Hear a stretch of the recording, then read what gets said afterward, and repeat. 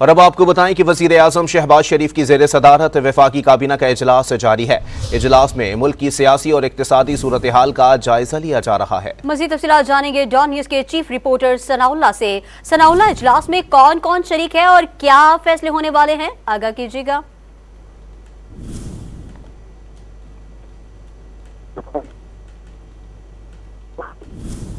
वज़ीर आज़म शहबाज शरीफ की ज़ेर सदारत वफाकी काबीना का इजलास जारी है। इजलास में मुल्क की सियासी और इक्तिसादी सूरत हाल का जायजा लिया जा रहा है। काबीना इजलास में मुल्क की सियासी और इक्तिसादी सूरत हाल पर गौर किया जा रहा है। वज़ीर आज़म शहबाज शरीफ की ज़ेर सदारत वफाकी काबीना का इजलास जारी है। काबीना का गंदम स्कैंडल की जो तहकीकात है उस पर भी बात होगी। और आपको बताएं कि वज़ीर आज़म की ज़ेर सदारत वफाकी काबीना का इजलास जारी है। इजलास में अहम फैसले मुतवक्के हैं। इजलास में मुल्क की सियासी और इक्तिसादी सूरत हाल का जायजा लिया जा रहा है। मज़ीद तफ़सीलात जानेंगे डॉन न्यूज़ के चीफ रिपोर्टर सनाउल्लाह से। सनाउल्लाह, बताइएगा कि कौन कौन इजलास में है और क्या फैसले मुतवक्के हैं।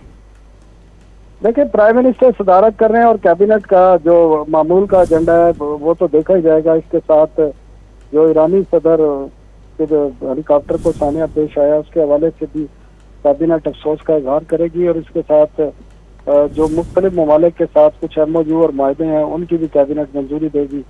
तो तीन चीजें बड़ी अहम है जो कैबिनेट को भेजी गई हैं, अभी तक उसमें डिसीजन नहीं हुआ। एक तो जो मुल्क की बिजली तरसील कंपनी है उनके बोर्ड्स को तब्दील करना है, वो कैबिनेट का इख्तियार है। कैबिनेट को वजारत तवानाई ने समरी भेजी है, उस पर भी इम्कान है कि कैबिनेट इस पर आज फैसला करेगी और बोर्ड जो हैं तमाम कंपनीज के वो तब्दील किए जाएंगे, नए बोर्ड तश्कील दिए जाएंगे। इसके साथ जो वीट की गंदम की दरामद का मामला था या जो किसानों से गंदम नहीं खरीदी जा रही, उस पर भी आज इम्कान है कि कैबिनेट को ब्रीफिंग दी जा रही है।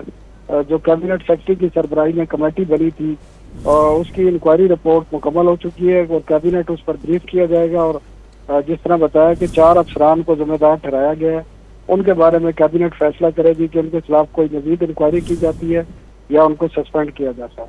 जी, सनाउल्लाह खान तफसीलात से आगाह कर रहे थे, आपका शुक्रिया।